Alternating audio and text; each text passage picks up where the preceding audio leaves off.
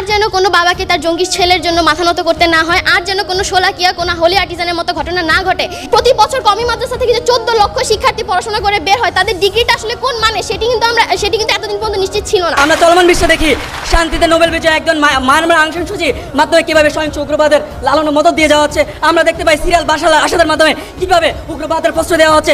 আমরা দেখতে পাই কিভাবে ভূ রাজনীতিকে প্রেক্ষাপটকে টেনে এনে আইএসের মতো একটি জঙ্গি সংগঠনকে প্রশ্রয়ের মতো দিয়ে যাচ্ছে যুক্তরাষ্ট্র ও ইসরায়েল। আমরা সূত্র ইনকিলাব সর্বশেষ একটি কথা বলবো, জাতির জনক বঙ্গবন্ধু শেখ মুজিবুর রহমানের একটি কথা দিয়ে, যেখানে তিনি বলেছিলেন 1971 ভাষণে, মহান ভাষণে, তোমরা প্রত্যেক ঘরে ঘরে দুর্গ করে তোলো, এদেশকে আমরা মুক্ত করে ছাড়বো ইনশাল্লাহ। তিনিও জানতেন প্রত্যেক ঘরে ঘরে দুর্গ করে তুললে, প্রত্যেক ঘর ঘর সচেতন হলে আমাদের প্রতিটি সমাজ, প্রতিটি ব্যবস্থাপনা সঠিক হয়ে যাবে, তখন আর রাজনীতি নিয়ে আমাদের মাথা ব্যথা করতে হবে না। আসসালামু আলাইকুম, নাহমাদু ওয়া নুসাল্লি আলা রাসূলিল কারীম। আজকে সরকার দল দাবি বলে করেছে সহিংস উগ্রবাদ ব্যাপারে রাজনৈতিক সদিচ্ছা পারে সহিংস উগ্রবাদ দমন করতে।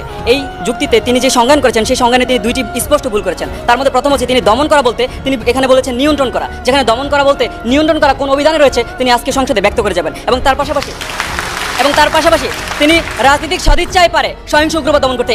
এই প্রত্যয়কে তিনি বলেছেন রাজনীতি প্রধান ভূমিকা পালন করে। অথচ আমরা জানি এই প্রত্যয় যুক্তের মাধ্যমে যেখানে বলা হয়েছে রাজনৈতিক সদিচ্ছায় পারে, মানে কেবলমাত্র একমাত্র রাজনৈতিক সদিচ্ছায় পারে সহিংস উগ্রবাদ দমন করতে, আমরা ঠিক এইখানে বিরোধিতা করছি। মাননীয় স্পিকার, উইকিপিডিয়া তথ্য মতে যদি আমরা রাজনৈতিক পর্যায়ে লক্ষ্য করি, তাহলে রাজনৈতিক অবস্থানগত দৃষ্টিকোণে রাজনীতি হচ্ছে দুইটি পর্যায়ে। একটি হচ্ছে রাজনৈতিক ব্যক্তি বা রাজনীতিবিদ, আরেকটি হচ্ছে রাজনৈতিক দল বা গোষ্ঠী। সেখানে রাজনৈতিক ব্যক্তির মৃত্যুর মাধ্যমে অথবা রাজনৈতিক দলের পতনের মাধ্যমে যে কোনো সময়ের জন্য একটি অস্থায়ী এবং অস্থিতিশীল ব্যবস্থা হচ্ছে রাজনীতি। মাননীয় স্পিকার, তাহলে ঠিক কিভাবে অস্থায়ী ব্যবস্থাপনা দিয়ে একটি জাতীয় কার্যত এবং বাস্তবিক সমস্যাকে তিনি সমাধান করবেন আজকে সংসদে তিনি দেখিয়ে যেতে ব্যর্থ হয়েছেন। মাননীয় স্পিকার, এবং সদিচ্ছা একটাই অস্থায়ী প্রকল্প, কেননা কার কতদিন সদিচ্ছা থাকবে কতদিন থাকবে না এর কোনো নির্দিষ্ট ব্যাপ্তি নেই। মাননীয় স্পিকার, আসুন মাননীয় সরকার দল আমরা রাজনৈতিক সদিচ্ছা নয়, বরং তার চেয়ে অধিক গুরুত্বপূর্ণ সামাজিক সচেতনতা ও অঙ্গীকার দিয়ে সহিংস উগ্রবাদ নির্মূল করে দেয়। শুধু নির্মূল নয়, আমরা এই সচেতনতা বলতে বুঝবো সমাজের প্রতিটি স্তরে মানুষ তার নিজস্ব দায়িত্ববোধ থেকে উগ্রবাদের ব্যাপারে সচেতন থাকবে এবং সচেতন থাকার পাশাপাশি সে উগ্রবাদে জড়াবে না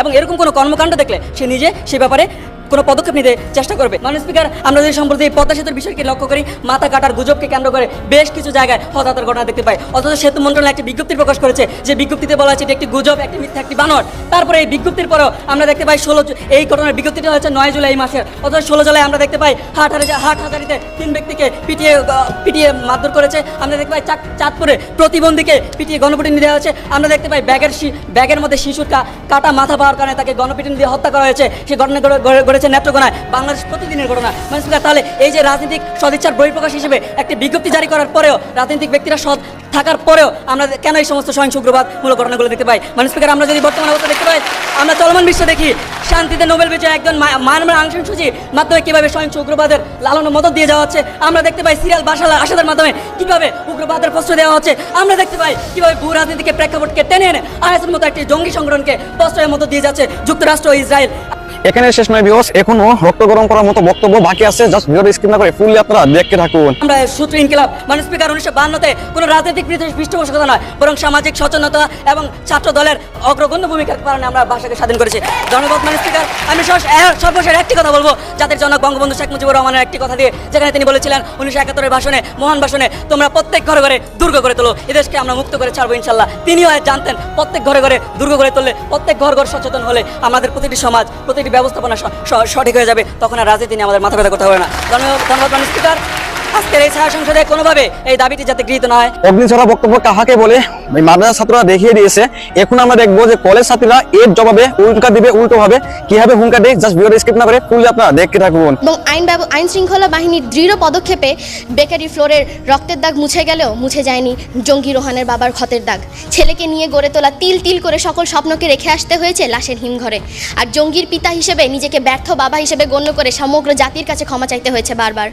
মাননীয় স্পিকার, আর যেন কোনো বাবাকে তার জঙ্গি ছেলের জন্য মাথা নত করতে না হয়, আর যেন কোনো শোলাকিয়া কোনো হোলি আর্টিজানের মতো ঘটনা না ঘটে, ঠিক সেই কারণেই আজ এই সংসদে দাঁড়িয়েছি। মাননীয় স্পিকার, স্বাধীন বাংলাদেশের পার্বত্য চট্টগ্রামে সহিংস উগ্রবাদ দমনের ক্ষেত্রে 1997 সালে তৎকালীন প্রধানমন্ত্রী শেখ হাসিনা পার্বত্য শান্তি চুক্তি স্বাক্ষরের মাধ্যমে এদেশে সহিংস উগ্রবাদের বিরুদ্ধে কঠোর একটি যাত্রা শুরু করে। কিন্তু তারপর যথাযথ রাজনৈতিক তৎপরতা না থাকার কারণে আমাদের দেশে বিভিন্ন জঙ্গি গোষ্ঠী মাথা চারা দিয়ে ওঠে, যার ফলস্বরূপে কিন্তু আমরা দেখতে পাই 27 আগস্ট 2004 সালে সালে সারা দেশে একযোগে বোমা হামলা হয়। কিন্তু এই সহিংসতা, উগ্রতা, জঙ্গিবাদ শুধু আমাদের হোমগ্রোন নয়, বরং এটি বিভিন্ন বৈশ্বিক সংগঠন দ্বারা প্রভাবিত হয়ে আমাদের দেশে তাদের মতবাদ সৃষ্টি করার জন্য সহিংসতা সৃষ্টি করছে। মাননীয় স্পিকার, জঙ্গিবাদ, সহিংস উগ্রবাদ দমন করার জন্য প্রয়োজন আইনের কঠোর প্রশাসনের, অস্ত্রের, মিডিয়ার মাধ্যমে সকল সমাজের মাঝখানে সচেতনতা ছড়িয়ে দেওয়ার। এই প্রত্যেকটি বিষয়ে কিন্তু মাননীয় স্পিকার সরকার এবং রাজনৈতিক দল নিয়ন্ত্রণ করে। মাননীয় স্পিকার, 2016 সালে হোলি আর্টিসানের ঘটনার পর বাংলাদেশের উগ্রবাদ এবং সহিংসতার বিষয়টি পুনরায় একটি জাতীয় ইস্যু হয়ে দাঁড়ায়। মাননীয় প্রধানমন্ত্রী হোলি আর্টিসানের ঘটনার পরে জঙ্গিবাদের ক্ষেত্রে জিরো টলারেন্স নীতি গ্রহণ করেন, যার ফলে কিন্তু 7ই জুলাই শোলাকিয়ার হামলার পরেও কিন্তু খুব একটা বেশি ক্ষতি হতে পারেনি। এবং মাননীয় প্রধানমন্ত্রী এটিও বলেন, বাংলার মাটিতে কোনো জঙ্গির ঠাঁই হবে না। মাননীয় স্পিকার, যার ফলস্বরূপই কেবল 30 দিনের মধ্যে শোলাকিয়া হামলার যে 5 জন মূল হোতা জঙ্গিদেরকে আটক করা হয়, এটি রাজনৈতিক সদিচ্ছার ফলাফল। মাননীয় স্পিকার, আমাদের দেশে সাম্প্রতিক যে জঙ্গি হামলাগুলো হচ্ছে সেগুলোর মধ্যে মাদ্রাসার কোনো শিক্ষার্থীদের হাত না থাকলেও আমাদের সমাজের মধ্যে একটি নেতিবাচক ধারণা তাদের ক্ষেত্রে সৃষ্টি হয়। এমনকি মাদ্রাসার প্রতি বছর কমই মাদ্রাসা থেকে যে 14 লক্ষ শিক্ষার্থী পড়াশোনা করে বের হয়, তাদের ডিগ্রিটা আসলে কোন মানে সেটি কিন্তু এতদিন পর্যন্ত নিশ্চিত ছিল না। কিন্তু গত 11 এপ্রিল 2018 সালে মাননীয় প্রধানমন্ত্রী শেখ হাসিনার নির্দেশে কমই মাদ্রাসার সর্বোচ্চ ডিগ্রিকে স্নাতকোত্তর ডিগ্রির মর্যাদা দেওয়া হয়েছে। মাননীয় স্পিকার, যেটি আদেশ দেওয়ার পর কেবল 48 ঘন্টার মধ্যে সরকার এই বিষয়টি জারি করে। এখন মাননীয় স্পিকার, এটিকে আমরা রাজনৈতিক সদিচ্ছার ফলাফল বলবো না? এটি কি দিয়ে বোঝানো যাচ্ছে না যে আমাদের রাজনৈতিক দল সম্পূর্ণভাবে সহিংসতা বিরোধী? এটিকে আমরা প্রমাণ করতে পারি না? মাননীয় স্পিকার, যখন একজন শিক্ষার্থী স্কুলে যায় তখন তার পড়াশোনার এবং তার ধর্মীয় নৈতিক শিক্ষা সম্পূর্ণ দায়িত্ব থাকে পাঠ্যপুস্তকের উপর। এই পাঠ্যপুস্তকটিও কিন্তু মাননীয় স্পিকার সরকার দিচ্ছে।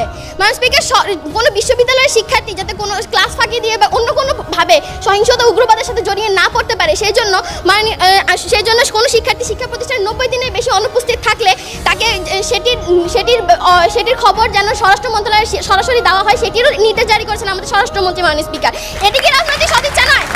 মাননীয় স্পিকার, সবশেষে শুধু এইটুকুই বলবো যে রাজনৈতিক সদিচ্ছার হাত ধরেই আমরা জঙ্গিবাদ এবং সহিংস উগ্রবাদকে দমন করতে পারবো। তাই জন্য আজ এই প্রস্তাবটি সর্বসাকুল্যে এবং সকলের সম্মতিক্রমে যেন এই সংসদে গৃহীত হয়, তার তীব্র দাবি জানিয়ে আমি আমার বক্তব্য শেষ করছি।